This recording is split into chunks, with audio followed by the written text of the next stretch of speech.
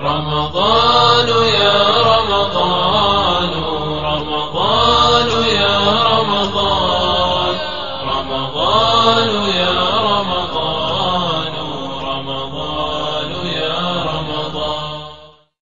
Assalamu alaikum wa rahmatullahi ta'ala wa barakatuh.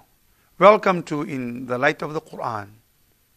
Having completed the recitation of the Quran, we reflect on valuing the Quran.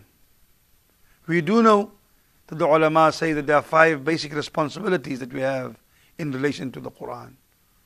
One is iman wa ta'zeem, to believe it to be the book of Allah and to honor it as such. It is divine revelation and divine guidance. As a piece of literature, it stands above all other literature, for it is divinely revealed. Second one is tilawa wa tartil, to read the Quran to the best of our ability and to read it properly as far as we can. 3, tafakkur wa tadabbur, to reflect upon what the Quran says, not only to read it but also to understand and to reflect upon the meanings of what it says and the guidelines it provides. Fourthly, hukm wa iqama, in other words, to implement the values of the Quran in our life. The Quran is not only a book of recitation, though we believe in it and we honor it as the divine speech, we read it properly, we reflect upon it. But the fourth one, implementing the Quran in our daily lives, because the Quran was meant and is meant as a source of guidance for humanity at large. And fifthly, tabligh wa tabeen, to convey the message of the Quran. And it's very important to realize that in conveying the message of the Quran is not so much saying what the Quran says, but doing what the Quran does, walking the walk rather than talking the talk. So Ramadan is Shahrul Quran. It is the month of the commemoration of the reception of this final divine communique.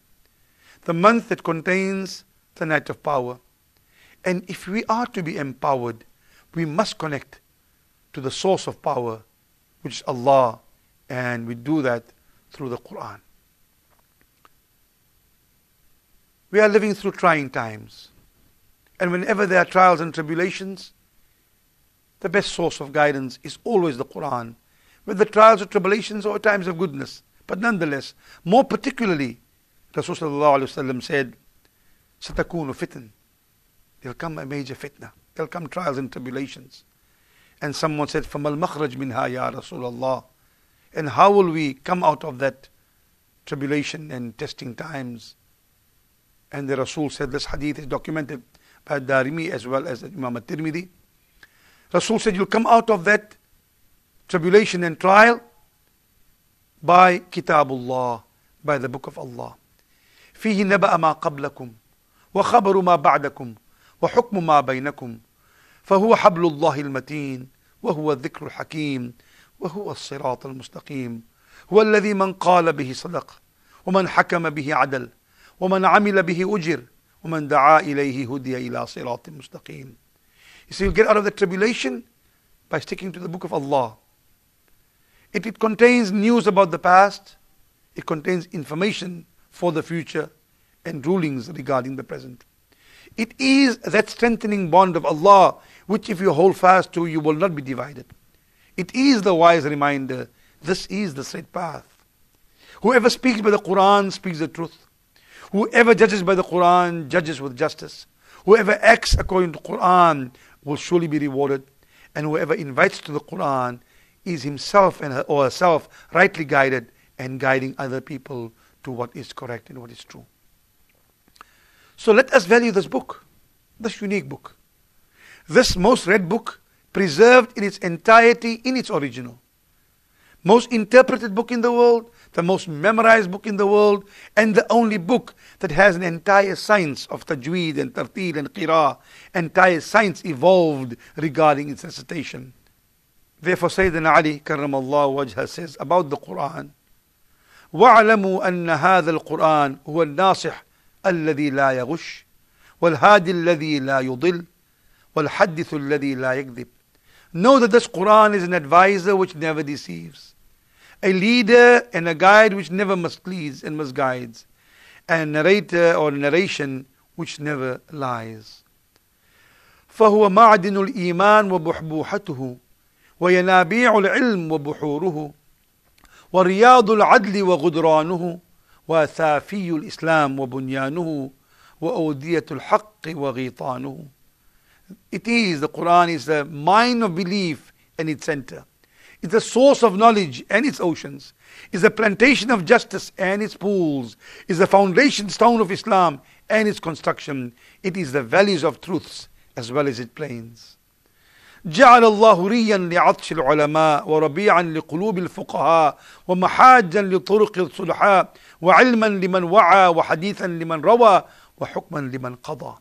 He says, Allah has made the Quran as a quencher of the thirst for those who seek knowledge, a bloom for the hearts of religious jurists, a highway for those who are righteous, a knowledge for those who listen attentively, a worthy story for those who want to narrate a story, and a final and best verdict for those who want to pass judgment. So if you believe in the Quran, if you respect the Quran with due respect, read it how it is supposed to be read, recite it properly, understand its message, reflect upon what it says, live by its commands, then of course our behavior will reflect the Quran and thus convey its true values. Imam Allama Iqbal said in a Persian poem, "Kar tumi kahe Musalman zistan, nis mumkin juz ba Quran zistan." If you wish to live the life of a true Muslim, then it's not possible to do so except by living the Quran. The Prophet's wife was asked to describe the Prophet's conduct, and she said, radiyallahu anha, kana khuluqu al-Quran. The character of the Prophet is the Quran. That means the Prophet lived his life according to the message of the Quran. And as I always say, Rasulullah was the Quran in action. He was the living Quran. He remains the living Quran, his example, the living example. And the Quran is certification of the proof of his prophethood. The best way to live as good Muslims is to live like the Prophet, to live according to the Quran. As Allama Iqbal says, ये राज किसी को नहीं मालूम कि मुमिन कारी नजर आता है, हकीकत में है Quran. A unique phenomena.